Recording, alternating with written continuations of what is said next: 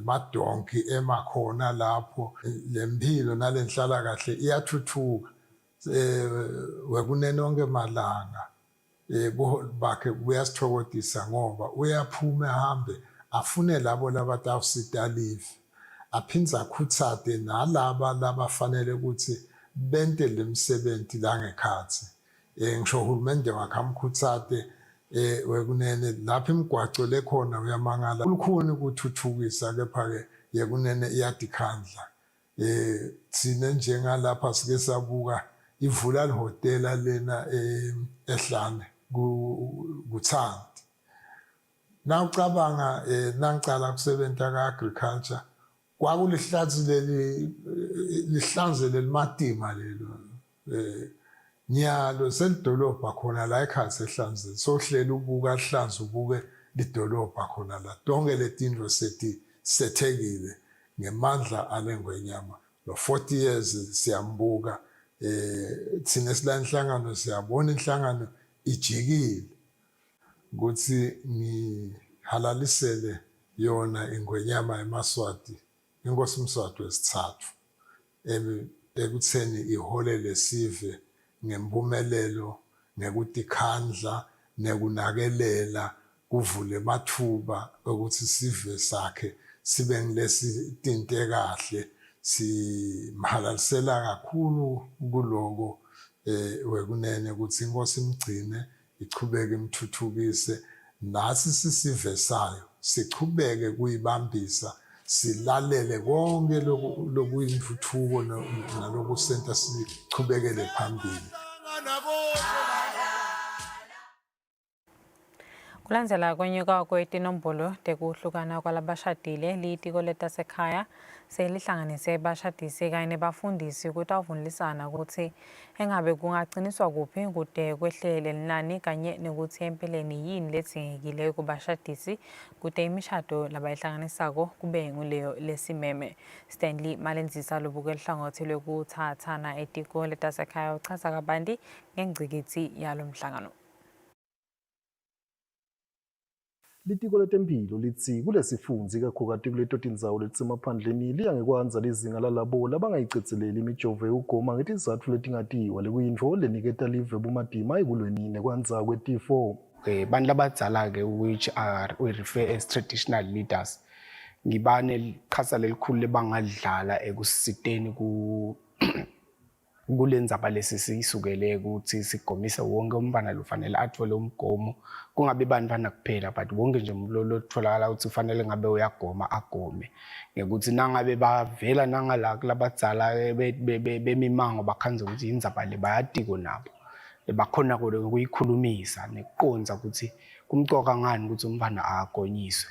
Indlu yona itsi litikwa livusetele libuye liciniso luhlelo lwebagcugcuteli kanye nekuhambela imimango lifundzise libuye lisonzetele luhlelo dvutane mhla besitele lokutawuvala tikhala ngoba liciniso litsi sekubonakele ukuthi letinkhundla letingasebenziseki itolo ngoba ke angibeke ngithi lama ministries ngoba ke lawo matiko ngakuhlukana ukhanza ukuthi nalo lisebenza libheka le naleli lisebenza libheka le so nyalo sesibona kuyabanjwana sesiyakhona kusebenzisana kahle sishayela igoli linye ngoba liciniso lithi vele siseva uma ngomunye siseva bantfu banye le kudzinga ukuthi nami nangivimba ngeinkundla ngi-advocate abantu ukuthi sibhekale ngibamobilize ngithi siyale kunanaba kube vele le information beyifikile nakithi ukuthi bantwana labatele abagomeki kahle lesikubonile emangweni wethu sizathu bantwana labakhona nyalo sibatala ma young age bantwana labancane webhayi labantwana labancane basi bangatala bantwana babashiye nabogogo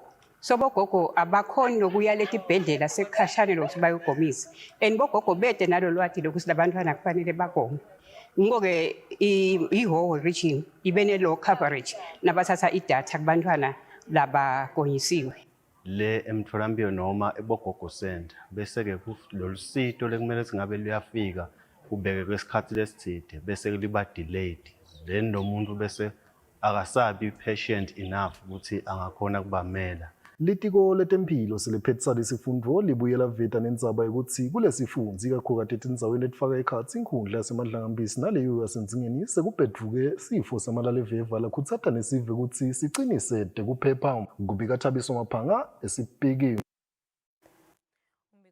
Ngalomuhle uthi isifundza sakaHhohho sisalela emuva kakhulu elihlelweni lokugomiswa kwabantwana lekuyimfo lebhebhetela kwanza kwetifo letifaka ekhatsi ingcubulonjwane kanye namalaleveva.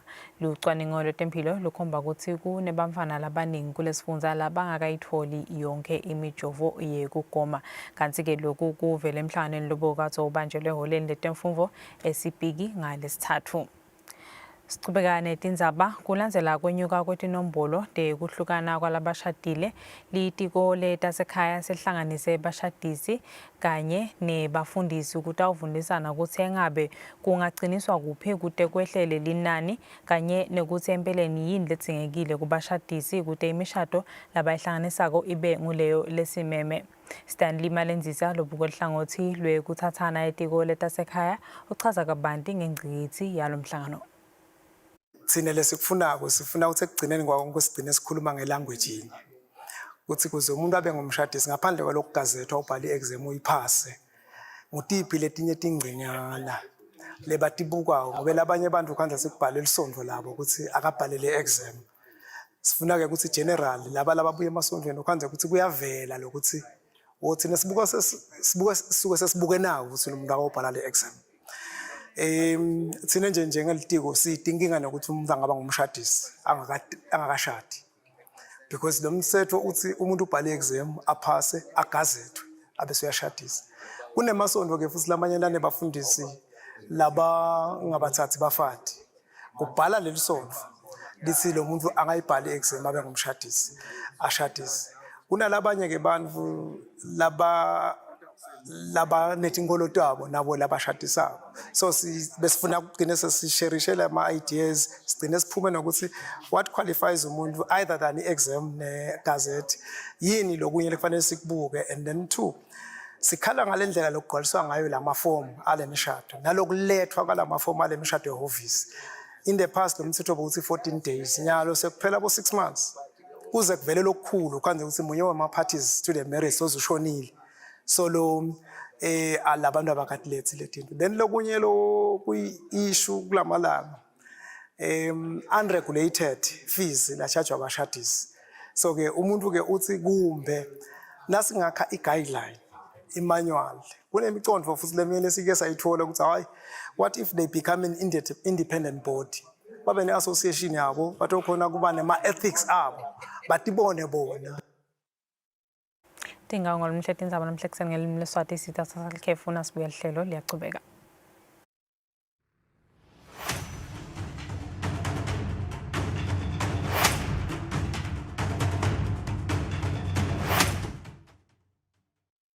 Kude lesinye isikhathi ngaphandle kwalesi aba research bafunze. Being risky means ukuthi nalokuwa kwayo kulula. Nathi kufuna sente ukukhicita lokusemndeni.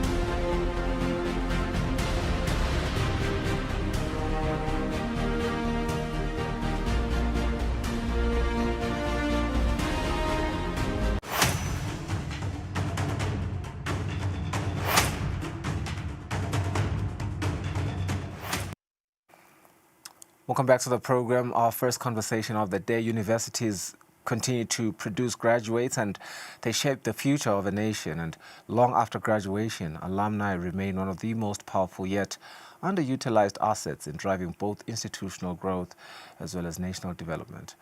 Today we explore how the University of Eswatini's alumni network is contributing to human capital development, to mentorship too, as well as economic progress.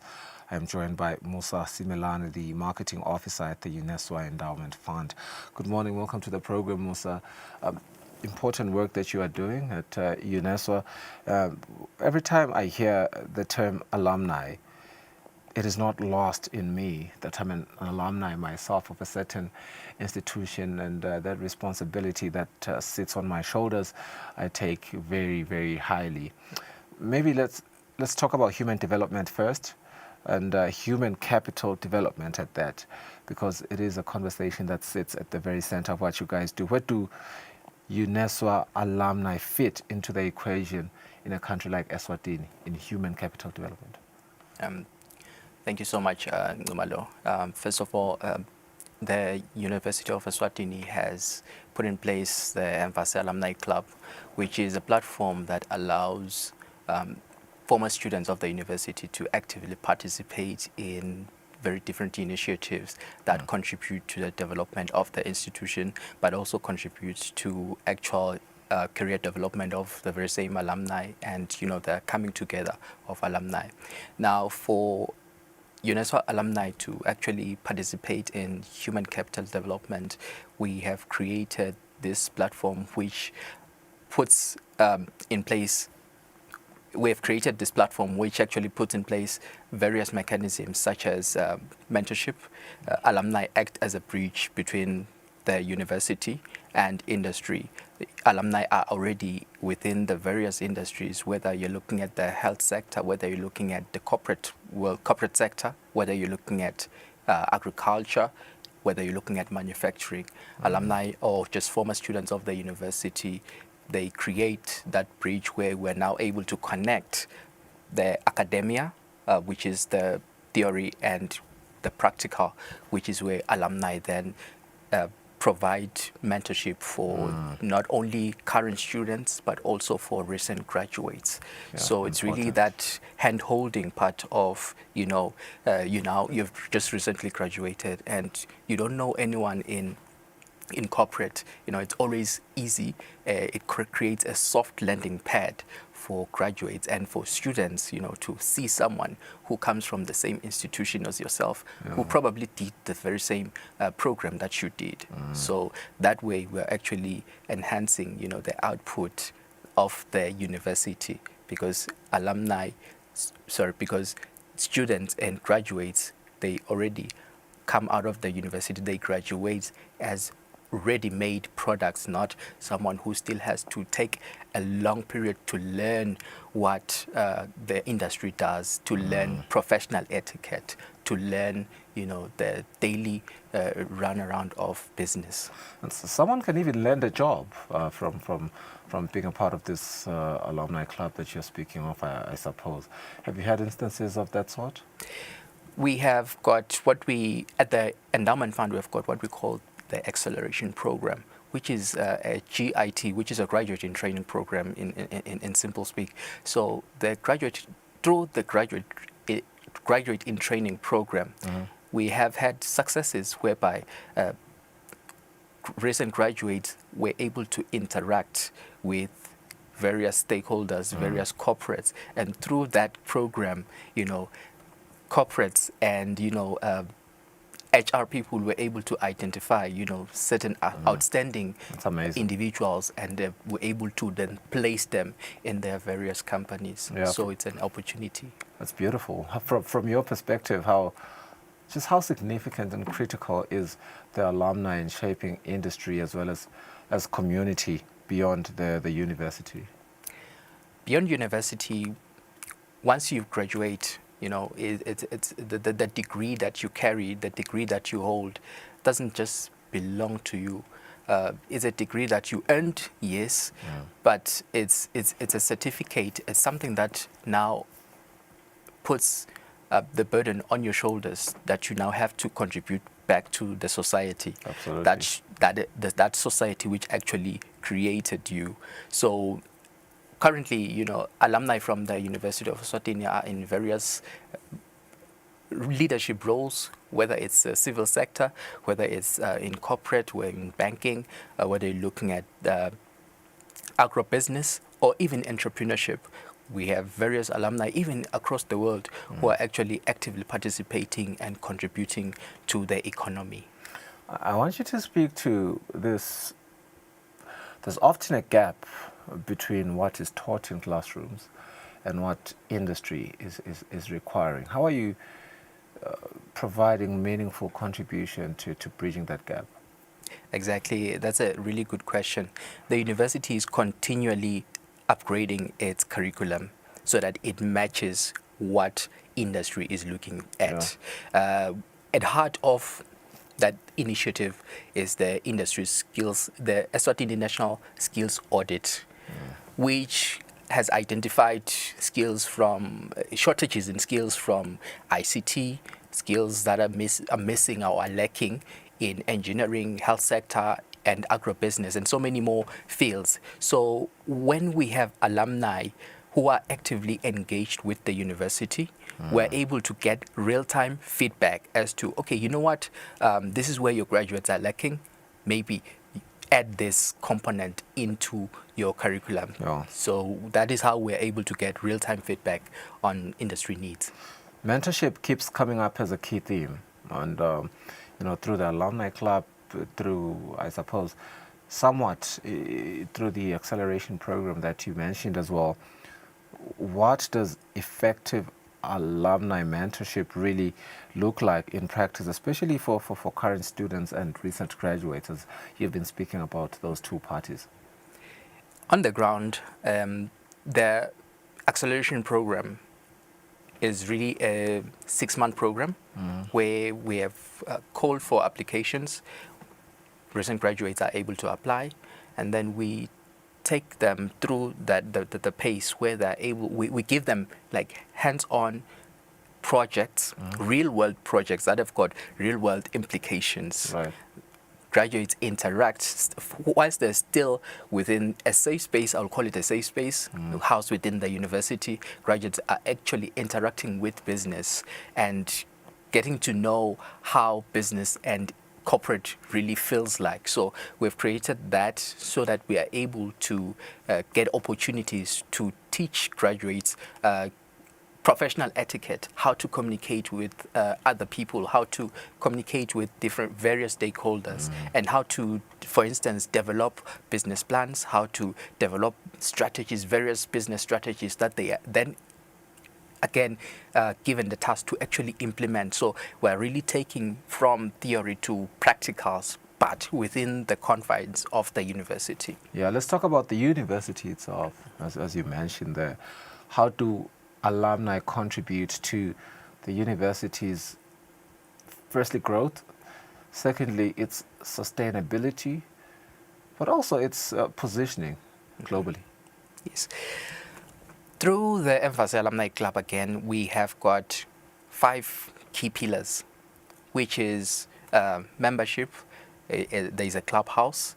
We also have an investments wing. We also have an events, a calendar of events, and then we've got enterprise. So these 5 pillars allow alumni to participate in the development of the university. There is no development of a university without financial input, and the university cannot solely depend on government's intervention. So Absolutely. Alumni are a key stakeholder. Their active involvement helps to push forward whatever that the university is doing. So alumni are able, through the Emphasis Alumni Club, they're able to register for membership, which then opens up the various channels, like accessing the clubhouse, which is at the Sports Emporium. Within the Sports Emporium, there's a coffee shop, there's gym facilities, there's a merchandise store where you're able to wear your colors with pride, just to show that you are part of this university and you are part of this development. And lastly, active alumni participation also helps to improve the university rankings.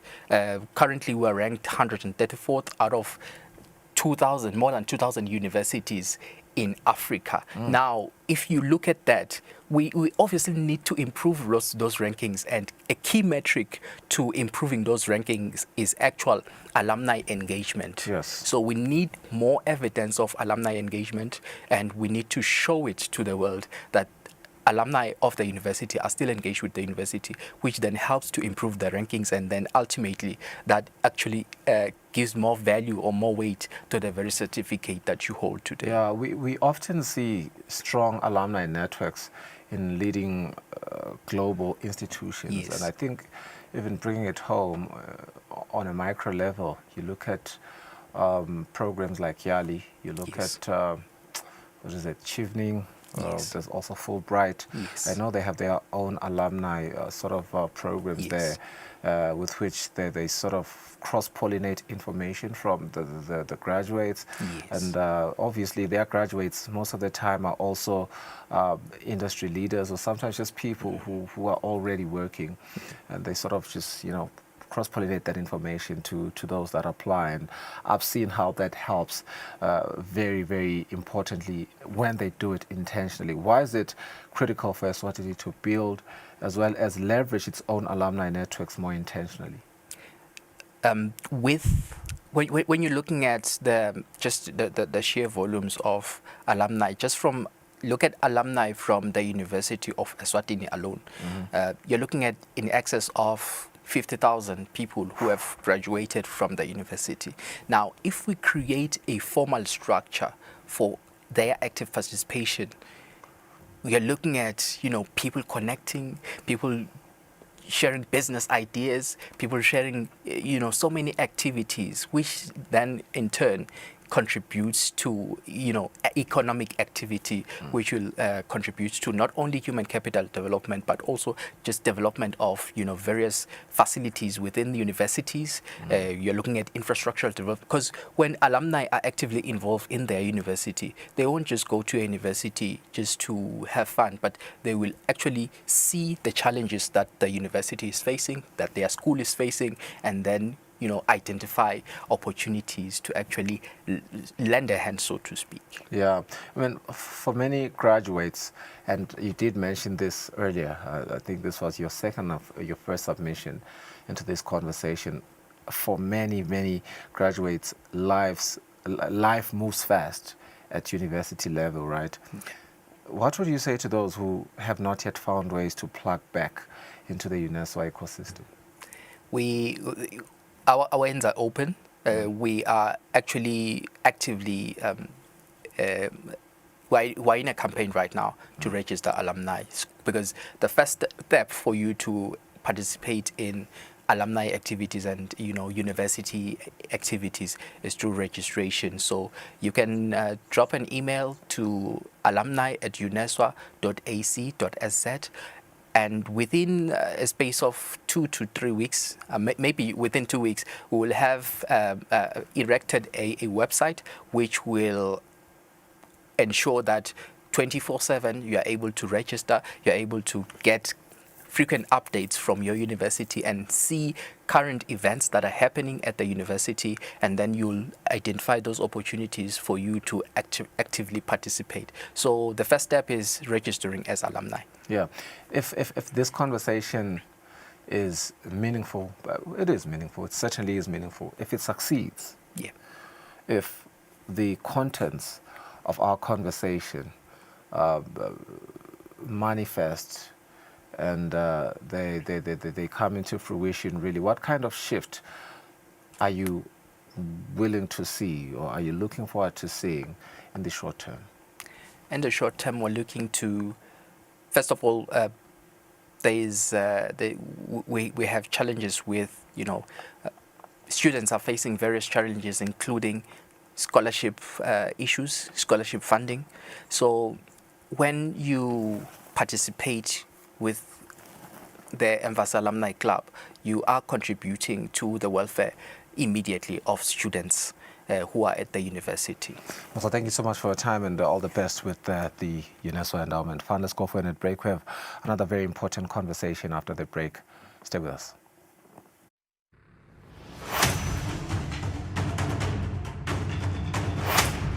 Be sure to catch Business Watch every Wednesday between 2 p.m. to 3 p.m, where we feature the latest updates on business news, market trends, and exclusive interviews with industry leaders, as well as insights on emerging small and medium enterprises in the commercial sector.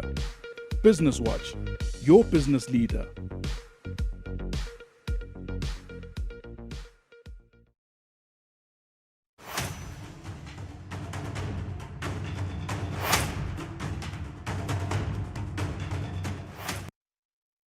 You're still watching Kusile Breakfast Show. We want to speak at our 2026. Now, the biggest hour for Earth is the theme for this year as the world confronts the realities of climate change.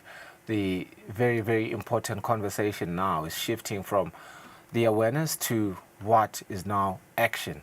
In the Kingdom of Eswatini, the Eswatini Electricity Company is using Earth Hour 2026 not just as a symbolic gesture, but as a platform to drive real behavioral change as well as long-term sustainability under the theme, The Biggest Hour for Earth. As you can see on your TV screen, we want to explore what this moment demands of all of us. I'm joined by EEC's environmentalist, environmental specialist, Dr. Constance van Zeden. Thank you so much for affording us your time. Let's talk Earth Hour. The idea of it being symbolic, I think, is true to a certain extent, but what would you say from your perspective it truly represents today in Eswatini? In Eswatini and with EEC, we are like raising awareness, and yes, of course, now requiring us to take action, because all along these activities that we've been doing as a country, green walks, going to schools, teaching the young ones about climate change and energy efficiency. So now we're saying that let's go even further now and join the world by switching off from 8:30 to 9:30 in the evening on Saturday, the 28th of March. It's more than the switch off, because during that hour, as we switch off, we know that instead of getting electricity from South Africa, from coal generating plants that are generating electricity using coal, we are now saying during that hour, at least there should be less energy that is utilized in the country, because we know that as they generate using the coal, there's emissions of gases, greenhouse gases, that are not good for the atmosphere, and we have now global warming and climate change. So we believe that during the hour, if we have switched off our appliances, we will not be drawing electricity from South Africa. Hence, we're not contributing, because we understand apparently they are amongst the top 5 contributors to the greenhouse gas emissions in the world. So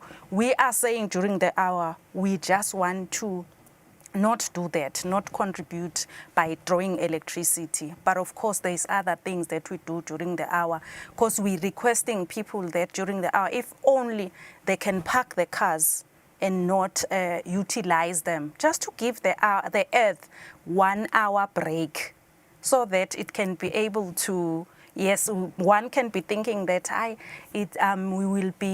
we will not be contributing that much, but South Africa is doing the same.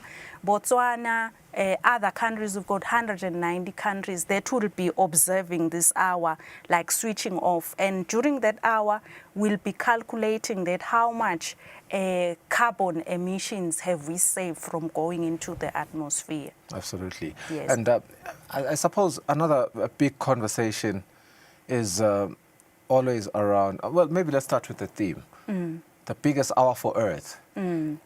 I know human beings, with their indirect selfish nature, sometimes can interpret topics like this as, what do they mean is the biggest hour for us? Because you said the biggest hour for Earth, it's easy for them to want to inherit Earth and feel like you're talking about them. What are we talking about when we say the biggest hour for Earth? We are saying, we are requesting everyone that can we give Earth an hour's break? And we contribute towards that. We make it the biggest, because, you know, in recent times, you find that maybe there were 150 countries that were commemorating the Earth Hour. But now we've got more countries that have pledged that they want to be doing something for Earth during that hour. So we want to make it the biggest by coming in our numbers and participating and doing something for the planet, because it's doing so much for us. We're getting everything from it. We can't survive without the planet and all the things that the services that it is offering to us. So we are saying, can we give back to Earth just for 1 hour by not doing the things that can harm the environment, which is, in our instance, it would be us reducing the amount of energy and hence reducing the greenhouse gases that will be going to pollute and to damage our atmosphere. You have set a target of 25 megawatts. Yes. Am I correct? I just wonder what 25 megawatts looks like in practice if we are complying. How many houses, if we were to look at houses or... Okay. Yeah. Basically, in Eswatini, if we can say that it's power that can supply Mbabane, like 2 cities equivalent to Mbabane.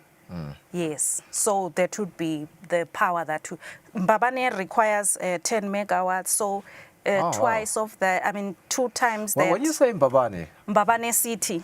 The city itself, yes, so yes. within the radius of the city. The city and that's a lot of power yes. that is generated within the city. You yes, look at it's a lot of power. The businesses, some of them, for instance, let's look at retail. Yes. Yeah, some of them are cooking from as early as 4 a.m. Yes. and shops open at 8. They don't stop cooking when the shops open. They finish at 10 at 10 p.m. That's sort yes, of, yeah. That's a lot of electricity. Okay, that's quite significant. So we really need a Eswatini to comply. Yes. And really just buy in on this cause. Yes, it's voluntary, but we're not forcing anyone to do it. It's voluntary. You're doing it for the planet.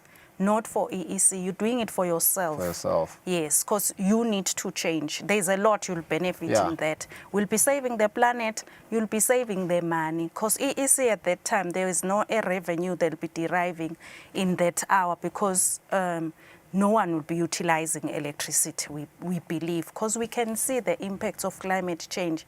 It's been raining, the thunder, there's havoc that is caused by some of the storms, and really we need to do something. At times you find it so hot, it's unbearable, and it's impacting people, the people that are working outside.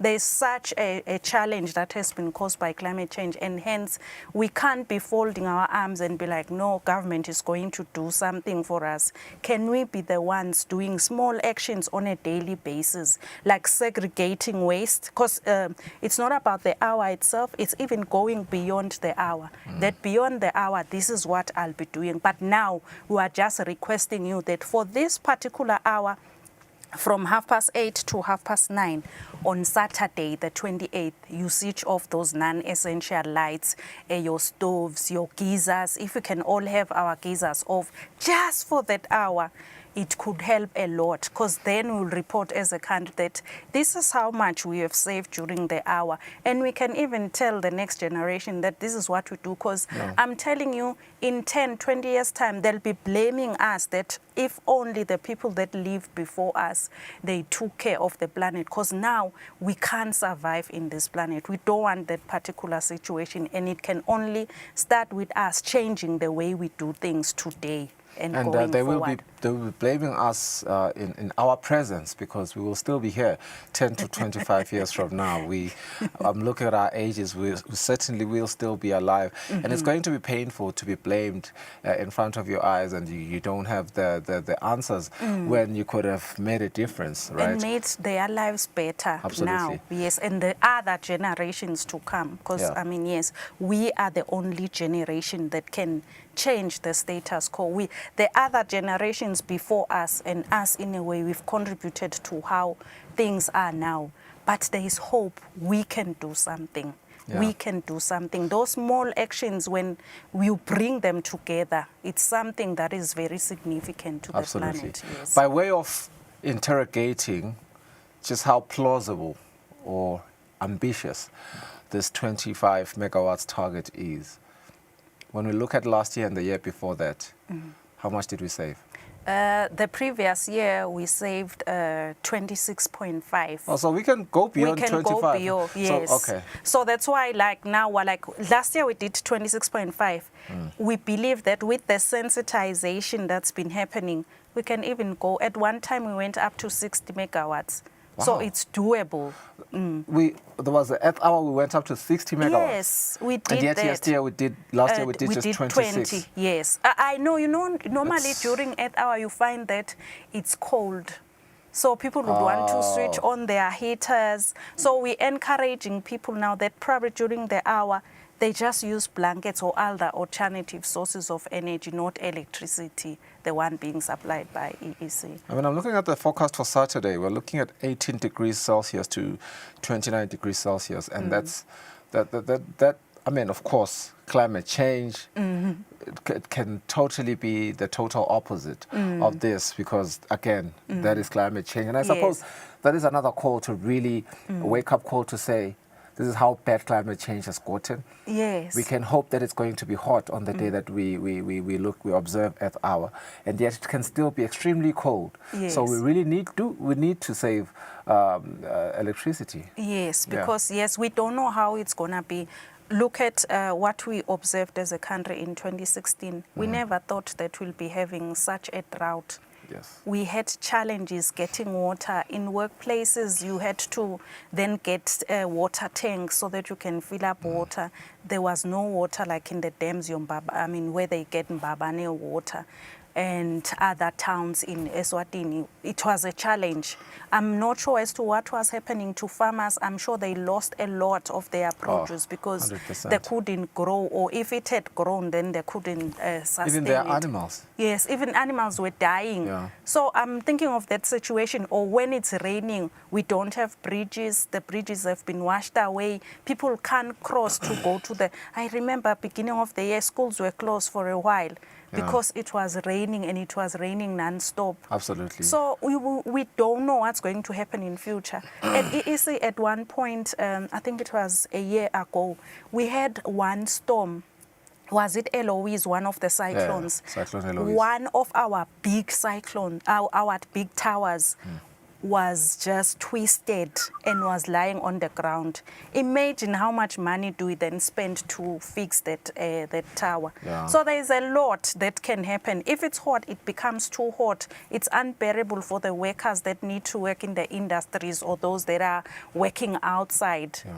And even at school, I don't think you can concentrate because you'd find that some of the places are not equipped with air conditioners. There is a lot of impact that this climate change has on agriculture. No one is not affected by climate change. Hence, we all need to do something. The shopping complexes in Babane, at one time it was flooding. The shops were filled with water. I'm not sure how much they spent to get back the stock that was flooded with the water. Absolutely. So you can't say I'm immune. We're all affected by climate change, and hence we're imploring everyone. We're not forcing you. We're encouraging you to participate in this 1 hour this coming Saturday by switching off, and do that beyond the hour. Imagine if in your house for 1 hour every day or every month you were saving electricity, like you would switch it off. How much money will you have? You can take that money and use it on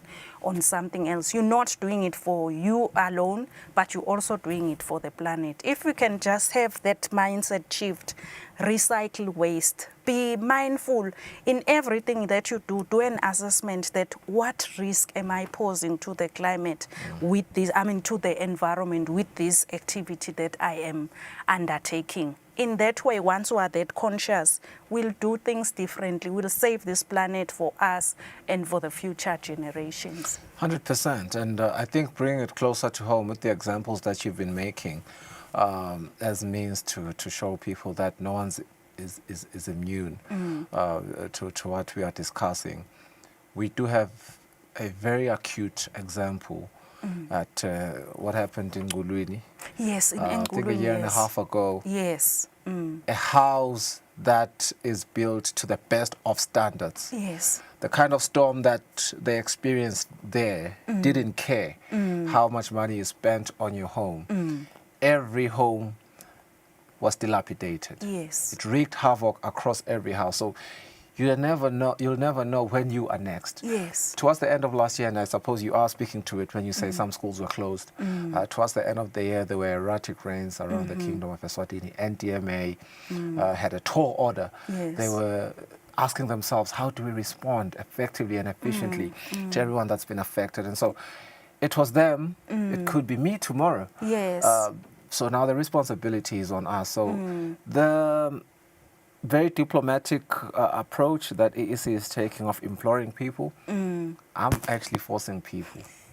I think we need to get to a point where siphuma neticwaye netinsilane siyareda lamakhaya ukuthi awukacishi ngani wena ngoba sitawugcina silimele sonke. I think we should do that to our neighbors and be like, guys, you see the impacts of climate change. Unless people are not seeing what is going on. No. But if they are, they are on the lookout or they experiencing the climate change impacts, then we'll do things different. I know at one point I was in some country, and then the mayor there sent an SMS and was like, those geezers must be down now.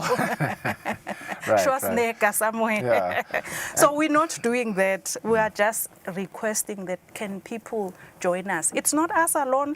You'll be shocked. Now, this at our initiative, we are not alone. We're with the different ministries like your Minister of Tourism and Environmental Affairs in this country, and Minister of Natural Resources and Energy and Housing, and banks in the country. They've seen that sustainability is the way to go. They also doing certain things. The banks, your fuel companies like Gulf, your Pelham, a lot of companies have come together and they've pledged, your Eswatini sugar, they've come together and they are commemorating also with us. They've pledged, some have even contributed financially to us, to support this big initiative. Yeah. Hence, on the 28th, these big companies, our partners, your MTNs, they'll be there. From 2 p.m. they'll be there with some, they'll be exhibiting and educating the public on how they are doing sustainability in their organizations.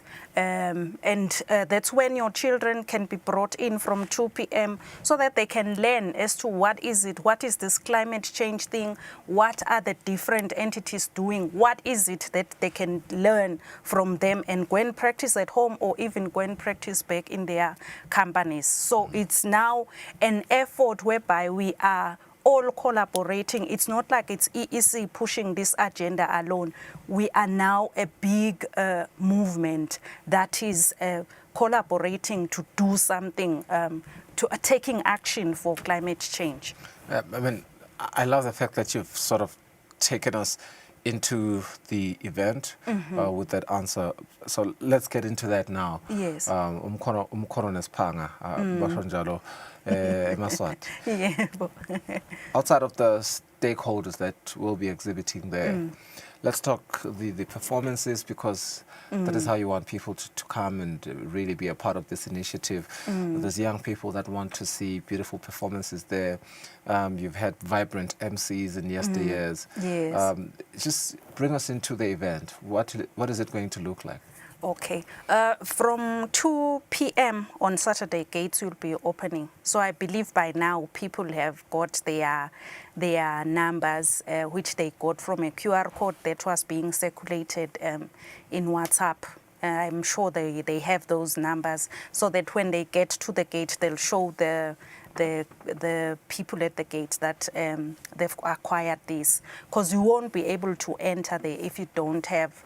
That will be used to tag you, the number that will be in your cell phone that will be showing to them.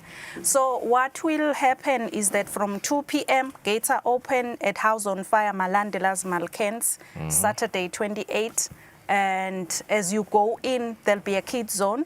In the kids zone, that's where there'll be some educational awareness on climate change that will be taking place by our different partners. There'll be games that these children will be playing, and they'll also get a chance to try and be innovative in various ways, just working on the climate change agenda. Because, they are still young. I'm sure there's a lot they can be able to come up with. They'll be painted, their faces. Kids like face painting.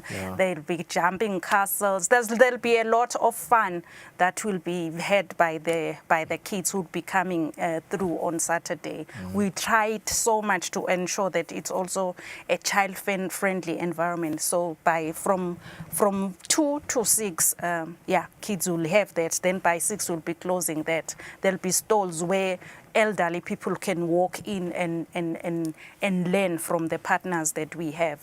At 6 p.m., that's when we're going to be having the speeches. That's when the commemoration aspect will be taking place from 6 until 10. We'll have opening speeches from the different partners, from the ministries, from the Minister of Natural Resources, and from tourism, and we'll have other speakers, maybe UNDP, and we will then have in between entertainment. Amongst those that will be there is DJ Wicked, DJ Skija, and gospel singer Nothando Dlamini, and we'll be having Dr. Christian Nothando Dlamini. Nothando Dlamini, yes. Dr. Christian, and we will have the poet Majaha.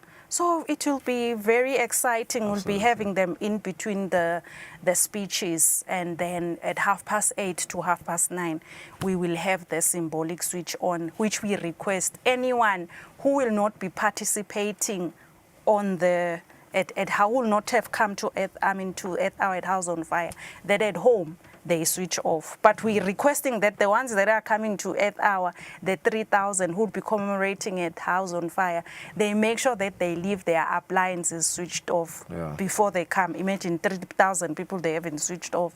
They should switch off before they go. But it's still a request that make sure that it's secure as well whilst we are in the dark, because you know some people then take advantage. So you switch off and you go, you make sure that everything is safe.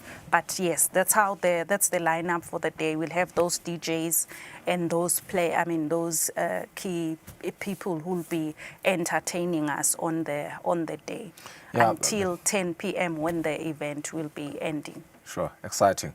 DJ Wicked Hands, DJ Skita, Nothando Dlamini, Dr. Christian, Majaha. The poet, yes. The poet. No, I'm just flexing my memory. And Silwane during the day, yes. Gogo and Silwane will be there from 2 to 6 p.m.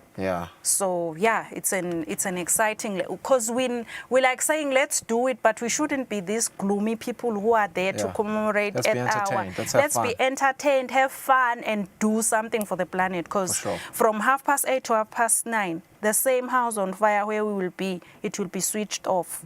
So we're requesting that those ionic buildings in Babani, can they be switched off? Offices, can office people switch off? You'll be doing an audit. I'll be trolling. I'll be walking around with my Sakila. Or my Sizeze. Sizeze might be too brutal. My Sakila. I'll just be walking around. And if I see you, if I see that your lights are on, I don't care if you have dogs, bulldogs, boer bulls, I don't care. They can also receive this kwai. They can receive this beating. Because nasikhuluma ngeagape love, we are showing love for the earth. For the next person. For the next person. Yes. This Saturday, certainly. Industry and household. Yes. The participation varies, right? Where do you see the biggest opportunity in terms of impact right now? Okay, the households have been helping us all along before industry got on board. Fortunately, now like the past week, we've been in Matsapa raising awareness there, and we had various companies joining in, and they've pledged to switch off during the hour and do some activities. For instance, or industry, they could be doing some activities which do not require a lot of electricity during the hour. Just to show that we are in this country, we are one with what is being done for Earth Hour. We're also taking action. They could decide to do activities that will use less electricity. Let's say it's textile. They could be packing during that time. I'm just making an example. They can choose other things that will ensure that the equipment that they are using or the machinery doesn't draw a lot of electricity during at that time. So that's what we're requesting from those that are irrigating. Can they irrigate earlier?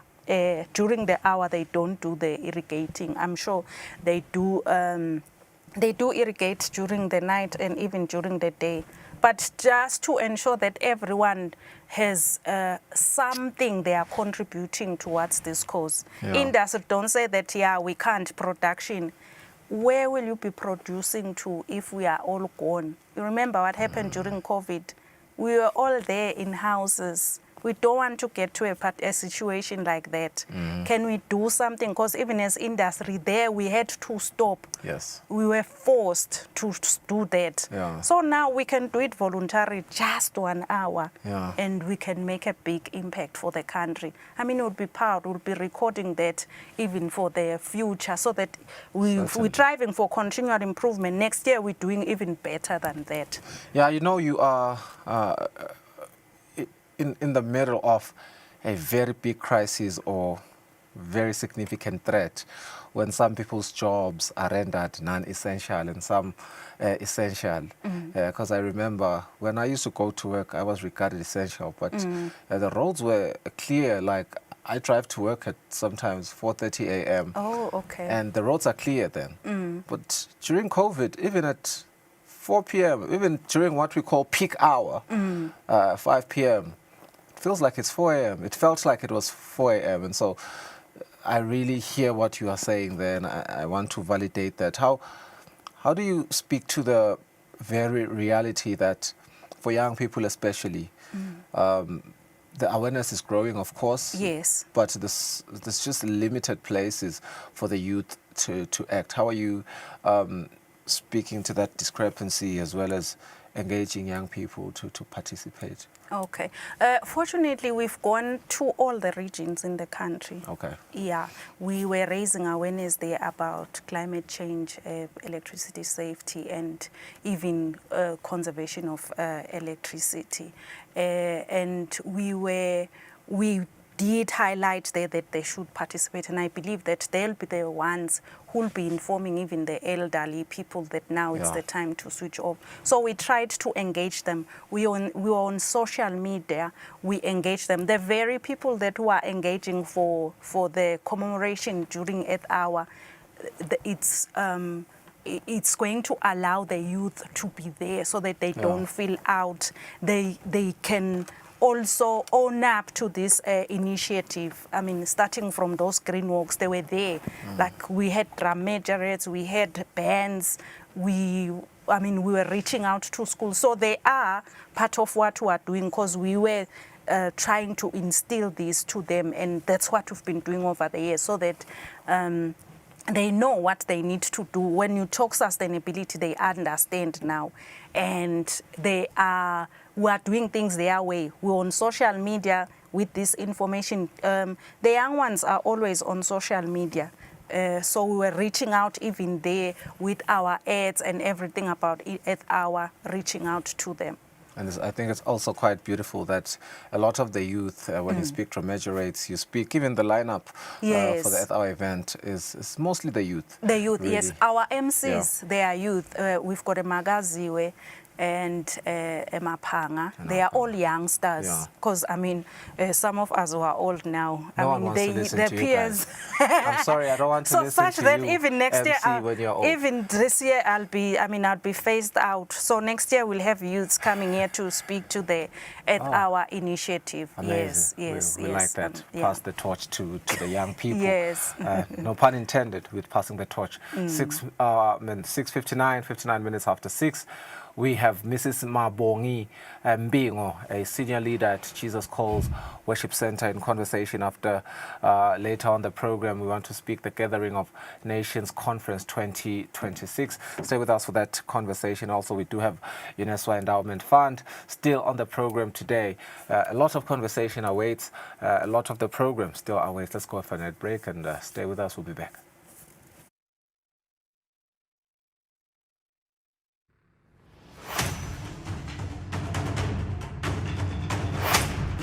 Msadu ingosi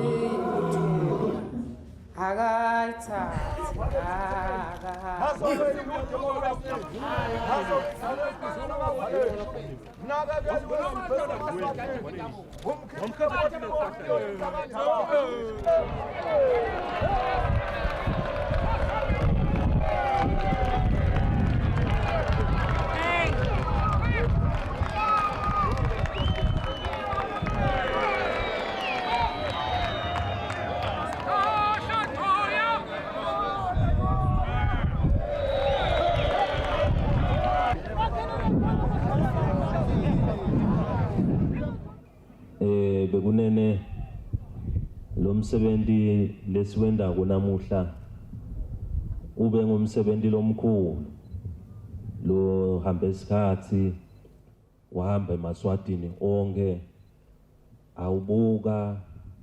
awubuka ngeliso leliqophele ukuthi konke lesikwendako ugcine livela kangwane kulakhele nina bekunene Mswatu ingozi kuthula akayithathe akahambe nayo akayithathe yedenza bakhe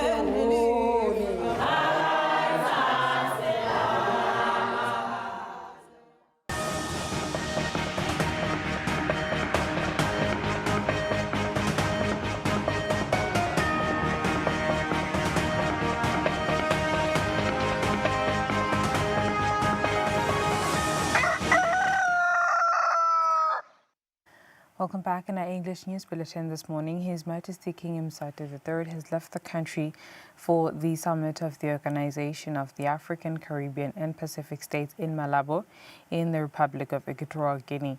His Majesty is accompanied by Nkosikazi Mage-Lambikiza.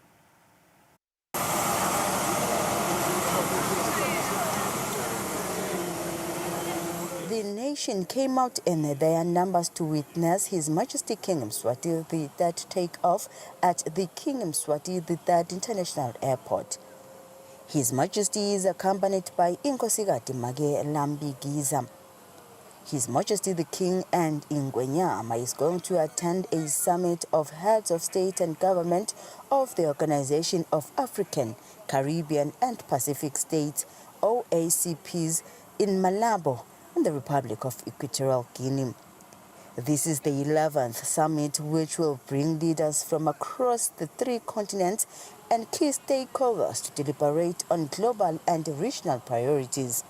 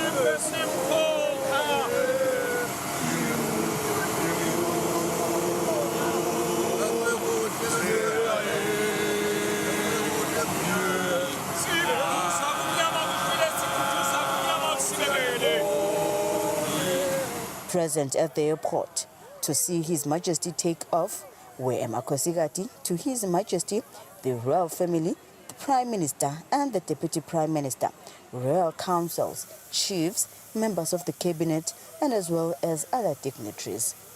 On the news, I'm Polile Mazia with Zweli Masugu at the King Mswati III International Airport.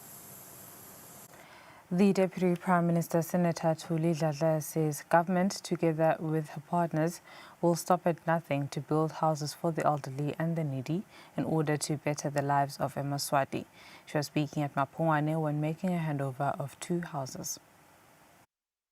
The Deputy Prime Minister, Senator Thuli Dladla, officially handed over the 2 houses at Ndlalane and Mhlabubovu areas in Mapungwane. One house belonged to Gogo Lompahla Nzimanze, the other belonged to Machahonge Dlamini. Gogo Nzimanze lives with her grandchildren who all depend on her. The Deputy Prime Minister says their Majesties want Eswatini to live a beautiful life where they will lack nothing and be stress-free of houses that may fall on them any time. Lekufanele ukuthi futhi nikwadi anikabambisi uhulumende nibambise lamakhosi le kungawo lasukumsile athi eMaswati sakhalile esibayeni akhala ngetinhlupheko letinyenti. She says government, together with partners, including the National Disaster Management Agency, will continue meeting the needs of Eswatini. Imali letisebentela lengabe kumbe labanye bathi bhekise kuletinye tindzawo kodwa titela vele bekudzingeke khona kulabantu nawubona nje simo sabo vele uyasibona. Matsanjeni North Member of Parliament Honorable Peter Buthelezi says they have been made aware of the condition of the 2 and expressed his gratitude that finally they have received their houses. The houses were built by Sicalisa Foundation in partnership with the Lions Club. Sibe netingcinamba letinkulu sibonge uNkulunkulu ukuthi namuhla sicedzile la. Si Lions Club sababuka sabuta ukuthi bobani laba bayayenda indlento labathi batayenda. Uma sibuka silandzelela sikhanza ukuthi cha vele bayinhlangano lesita sive. Neighbors also expressed their excitement. Ngiyajabula nje makusho ukuthi makhosi onke kukhona lokutawendiwa kwakhe kwetitifiketi. Ngoba bekuthi noma kufika usito sithi siyagijima bathi siphi certificate iphi ID. Siphelelwe ngemandla. Kusambo maziya siyabonga kakhulu ngazi ukuthi uNkulunkulu bayangenta umusa nalabanye abagogo baswele Nkosami yabo Nkosami bafake phakathi luhlangothi maziya. The 2 beneficiaries thanked their Majesties and the Almighty God. Mansing do mabanzi yasabe tumabe asenkwe uromane wena chubalila kusasa Mswati ukijima nawe ngeshe esikolweni eNgilandi nguwe kuphela inyathi nguwe kuphela ngwenyama uromane wahle matoli esinyathi elingaphandle ethole la seliyagila la seliyatibalekela swazi MTN usumona yes Baba ke mina ngathi uNkulunkulu ukhona simakade la ngentele kona bengingaboni ngoma uyakhuluma ngeva kanina uyeva wena ufa awuboni. They will also receive a water tank, a kitchen, and their houses will be well fenced. Reporting IMKN MCB, Mapungwane. On another note, the DPM says they have launched a program called Imbeleko, which is aimed at assessing the livelihoods of Eswatini in their homes and assist those with needs. Kunemsebenzi lwenziwa ngilo leli hhovisi leliphini Ndvunankulu. Lo msebenzi siubita ngokuthi imbeleko. Ngesilungu bibathi Dynamic National Social Registry. Le mbeleko le ngilehamba likhaya ngelikhaya. Ibuke ukuthi la ekhaya bangapi labafundzile. Bangapi labahleli kude imisebenzi. Bangapi kuleli khaya laba The program seeks to improve the life of Eswatini. We will assess the situation and provide help where needed. We have already started with some homes. Some were well off and needed no help. We will move from region to region. Sitite asibuke leti goti longathi tidzingo tinyenti kakhulu. The Eswatini Agricultural Development Fund, EADF, under the Ministry of Agriculture, has retrieved a total of 1.3 million malangeni. This amount is part of the 42+ million malangeni given to the fund by the ministry last year. This was revealed by the fund that appeared before the Parliament's Portfolio Committee on Agriculture at the Hilton Garden in Mbabane, where a report on the utilization of funds was presented. The Parliamentary Portfolio Committee on the Ministry of Agriculture, chaired by Honorable Dr. Bonkosi Dlamini, set to receive a report on the performance of the Eswatini Agricultural Development Fund, where the Minister of Agriculture, Honorable Mandla Chauka, stated that the fund is seeking more support. Lama funds first siwamobilize ngaphandle kwe-fiscus. Nasiwamobilize ngaphandle kwe-fiscus kuba netinamba ngathi tabekelwa letakhona ukuthi kuze simlalele funa nibe bantu abanjela. Honorable members asked questions about the fund's performance. Kusile business plan and abalimi disqualify bangayi access le fund. Njengoba sithola ukuthi 42 million zokudispersiwa. Ingabe kusidake bekumandla eMaswati. Nyalo sibonile ku budget ukuthi iADF uthole 10 million and last year ku disperse 42 million.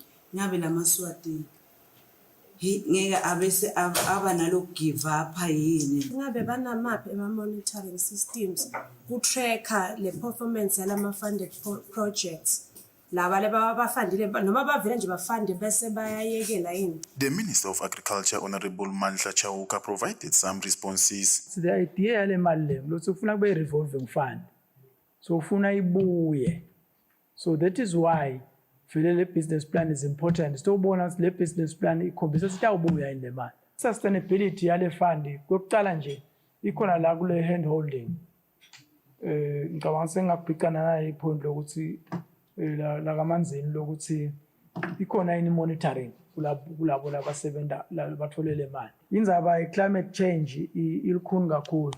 But lesikujabulelako lokuthi kokuqala nje part of the funding vele iya kuyolwa no climate change. It was noted that over 64 eMaswati have benefited from the fund.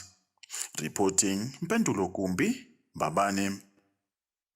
The Eswatini Revenue Service continues its drive to strengthen tax education across the country. Yesterday, the Federation of Eswatini Business Community, FESBIC, engaged with the service in an informative session focused on building understanding of tax and compliance. The training was held at the ERS headquarters at Eswatini.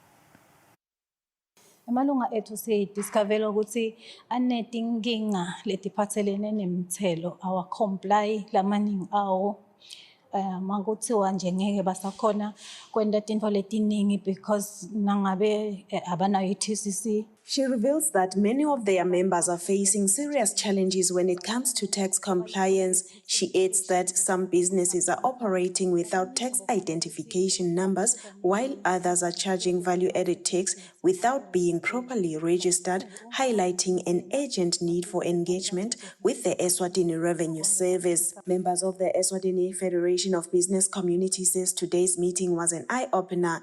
Several admitted they had made costly mistakes that led to non-compliance, largely due to a lack of knowledge. They are now calling on authorities to take tax education to the grassroots, ensuring that even small and emerging businesses fully understand their obligations. Kuningi lengikufundzile kodwa nangibone ukuthi kumbe iRS information yakhe yincane kakhulu ekufika esiveni.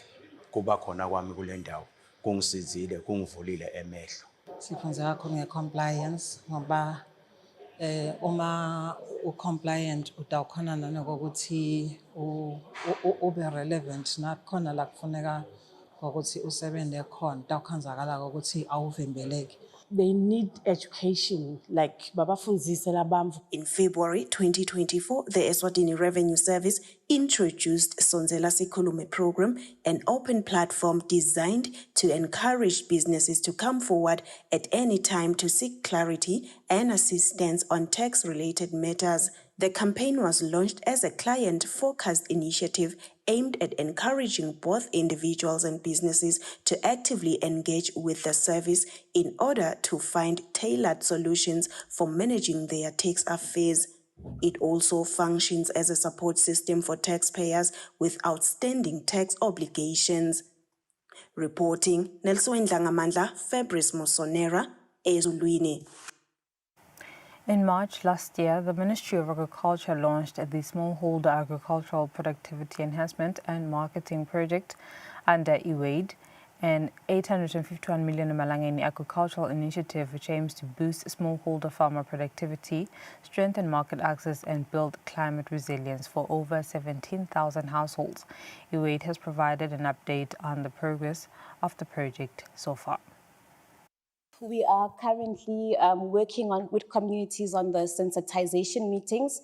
The project is out, engaging with communities and really selecting sites. We are just ensuring that our groundwork is intact and that all the procedures or all the key role players, stakeholders are within the project and they know exactly how to carry out the work. We've signed MOUs with a number of stakeholders.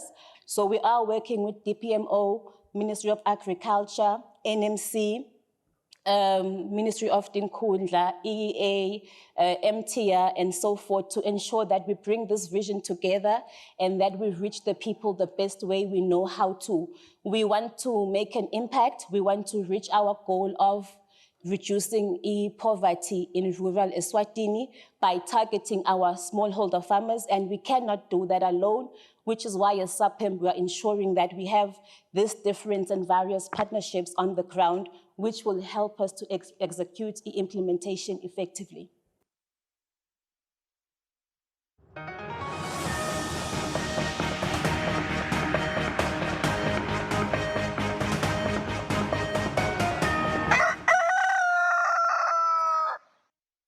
Moving on to international news, stray Ukrainian drones hit Estonia and Latvia early on March 25, one of them slamming into a chimney at a power station. There were no reports of injuries in the incidents, and the drones were believed to be part of a wider Ukrainian attack on Russia targeting energy infrastructure. Latvia says these drone incursions could keep happening in the Baltic region. At the top of this chimney at an Estonian power station, visible impact from a drone. The hit early Wednesday morning didn't cause damage to power infrastructure nor any injuries. Officials said the drone entered Estonian airspace from Russia, but made sure to underline this wasn't an attack by Moscow. It is important to state that Estonia was not the target of the attack. Based on the information we know, this was a Ukrainian counterattack to Russian attacks, and it has now reached all borders. Meanwhile, in neighbouring Latvia, another drone entered from Russia and crash-landed, scattering this debris. And a third briefly entered Latvian airspace via Belarus before flying into Russia. Estonian and Latvian officials say the intended target of the Ukrainian drones were Russian oil facilities at the Baltic seaports of Primorsk and Utsluga. From Finland, smoke was seen billowing at the sites. Kiev has stepped up attacks on Russian refineries and crude export routes over recent weeks in an attempt to weaken its adversary's war economy. Earlier this week, a Ukrainian drone crashed into a lake in Lithuania. The government said it was aimed at attacking Russia's oil exports before going astray.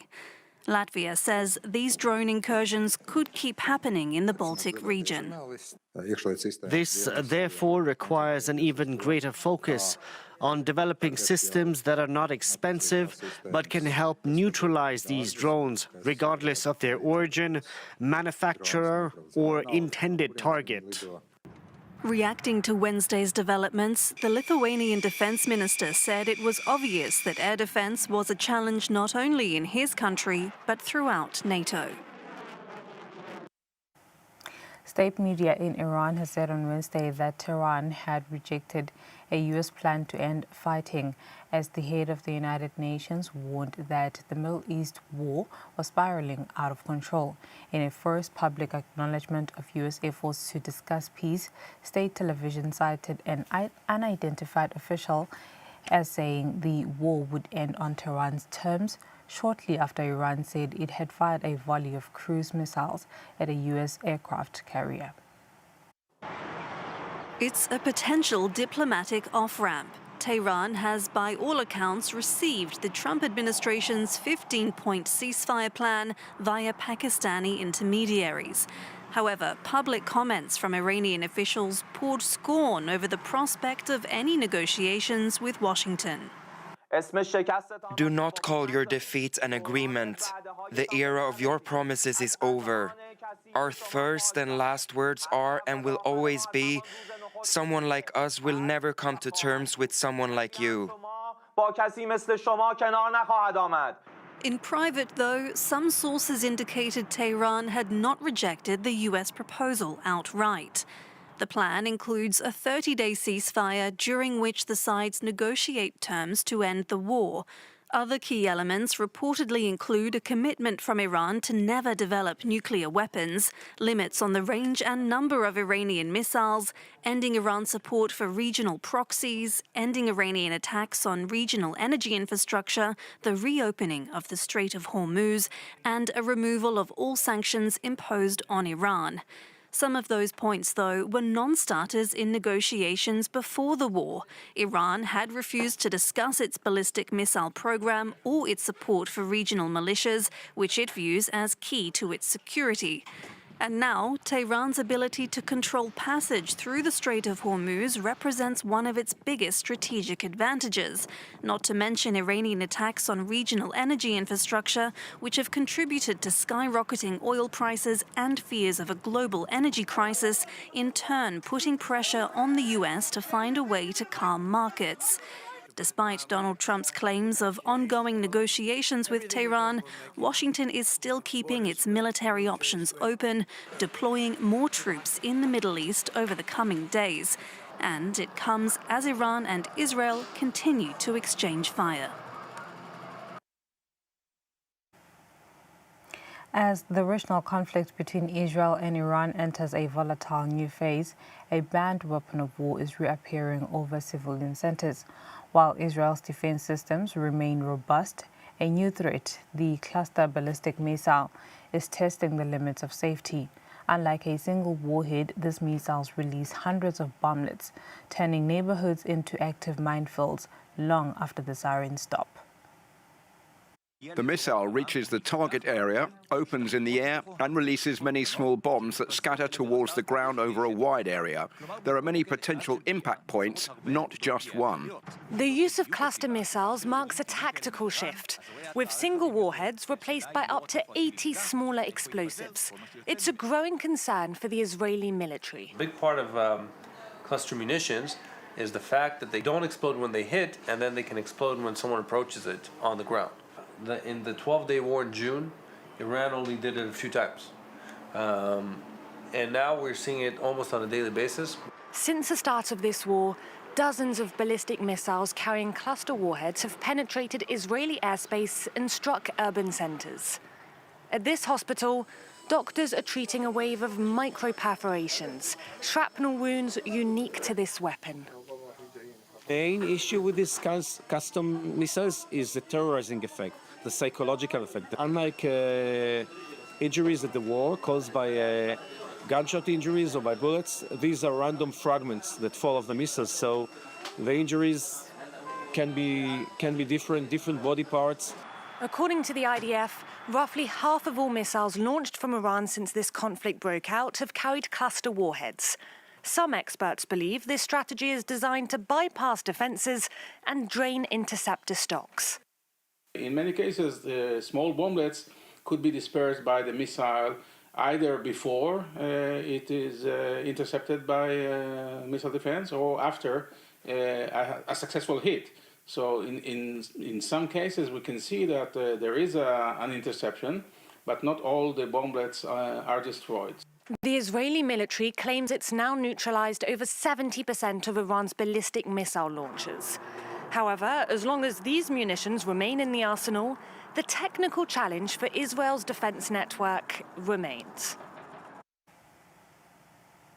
Before financial markets opened in the United States on March 25, the U.S. president stepped back from a threat to target Iranian energy sites. But 15 minutes before Trump's statement, thousands of oil contracts were traded, meaning anyone who placed bets on crude prices dropping would have made a lot of money. It's raising questions on if anyone acted on insider knowledge. It's an anomaly which stood out on global trading floors at the start of the week. C'est quelqu'un qui a Someone sold oil at an excellent price a few minutes before the price dropped over 10%. So it's a great trade.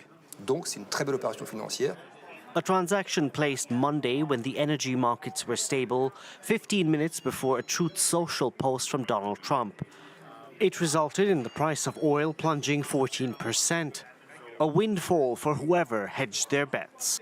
It raises some questions. Either someone has a great instinct and a lot of luck, which can happen, or it was someone who was tipped off. There aren't other possibilities. Traders reportedly made bets worth around $500 million in the oil market before Trump's post. And for now, it's unclear if one or several entities were behind Monday's trades.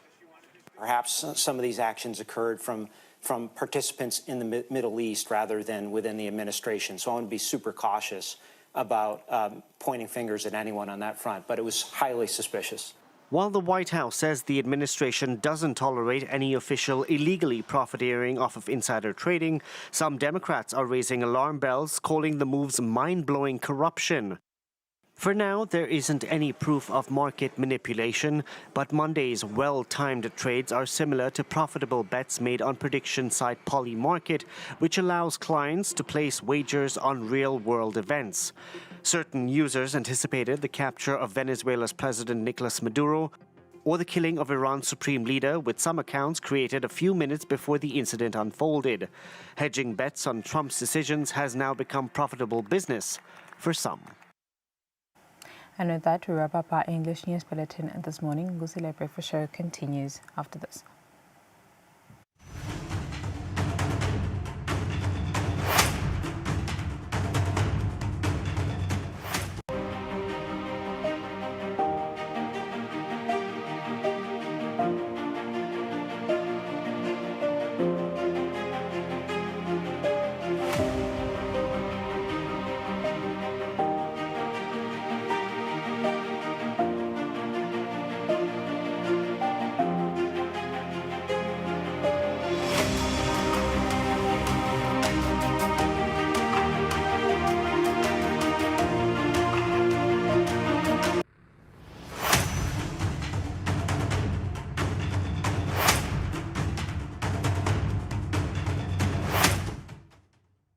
Ngiyeme inkosi nyana. Khosapsi bakho Dlambule. Kutawudzingeka. Ungathi imphendvulo ikhona la. Kulamandi. Bakhetha kungemuka inkosatana yami. Umjabula ndlamu wami nawe uyavuma abancane yalokho.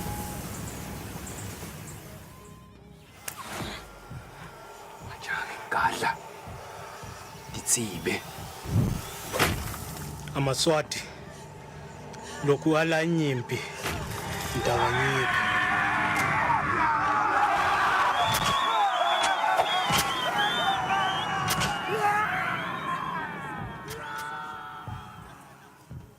Bahlupheka kakhulu. Baphilisa kwetinqwayeya. Nganangizwini. Vumelanani sale kuhlangana kutokhona ukuthi kubhekane nanasi yesikhwama.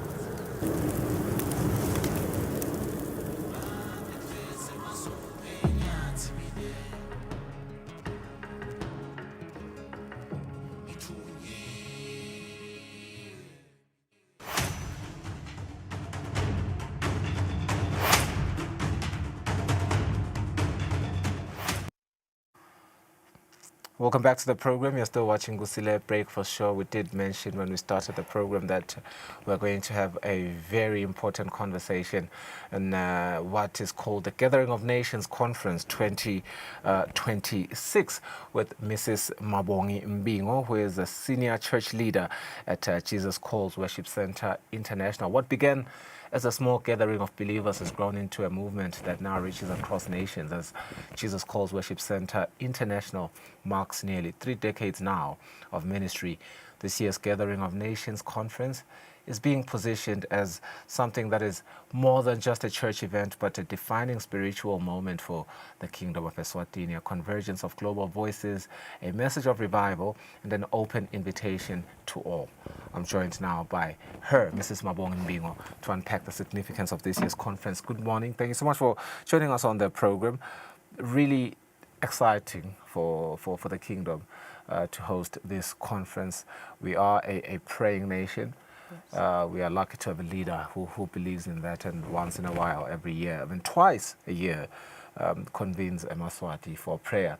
And certainly when conferences of this sort happen, I know eMaswati are always excited to be recharged. I mean, let's speak to it. You are describing it as a Kairos moment. What does that mean? Why is this year so significant? Thank you so much, Mr. Ngumalo, for having us in the show. It is a Kairos moment because it is a timely moment. Kairos speaks to time. Because these times, are, as you can see in the world, things are changing. And the truth is people should go back to God because of what is happening. So for us, it is a Kairos moment. Much as we are celebrating the milestone of the church, we are also saying this is the time to go back to God and to also celebrate the goodness of the Lord for all the time that He's been with us. Yeah, the 30 years, quite a beautiful milestone. I'm 30 myself. Oh and, my God. The church is as old as me. Yes, 100%. And maybe let's speak to really how that reflection of time, the 30 years and this beautiful milestone now, reflects this journey from the humble beginnings to where we are now and becoming a global spiritual movement. Oh, yes. Jesus Calls Worship Center started in 1996 in a classroom in Prague, in Gualuseni, with only 5 young people that were hungry for God. Wow. And then it moved on into attracting more young people from the university, specifically. And then it went on to become the church that it is today. Of course, we didn't start where we are today. We started off in a tent, and then we moved on to the new building, which was officially opened by His Majesty the King in 2006. So you can see that from 1996 to 2006, 10 years, it was a journey of building, and with people that were really, really hungry for God. Yeah. Remember, the bishop was also young at that time, you know, so we are appreciating growth that, you know, every forest starts with a single tree. Absolutely. So you don't just start big, but there's a journey that you can reference to say, oh, this is where I started humbly, and the Lord has been with me to this far. Yeah, bringing generals of faith, and I'm doing this on purpose because I want to sort of quote generals of faith as written on what I read earlier. Let's speak to that, and they are coming from across the globe, I believe. Yes, like our conference, it does say that it's a gathering of nations. You know, the bishop has always made sure that when this time of the year comes, he brings people from far and wide to come and minister unto us. He specifically brings in the generals of faith. This year we've got about 4 coming from 2 from Nigeria, and then 1 from Zimbabwe and 1 from South Africa. Maybe to be specific, the one that is coming from Nigeria, she's coming here for the first time. It's our first time hosting her. She's a lady, and her name is Apostle Isi Igenekpa. She's a rising prominent voice. She is a certified leader, coach, and a firebrand for the next generation. She is coming to activate the people of influence. Right. She bridges the gap between being a spiritual grounded leader and being socially relevant. So the youth of Eswatini will greatly benefit from her coming.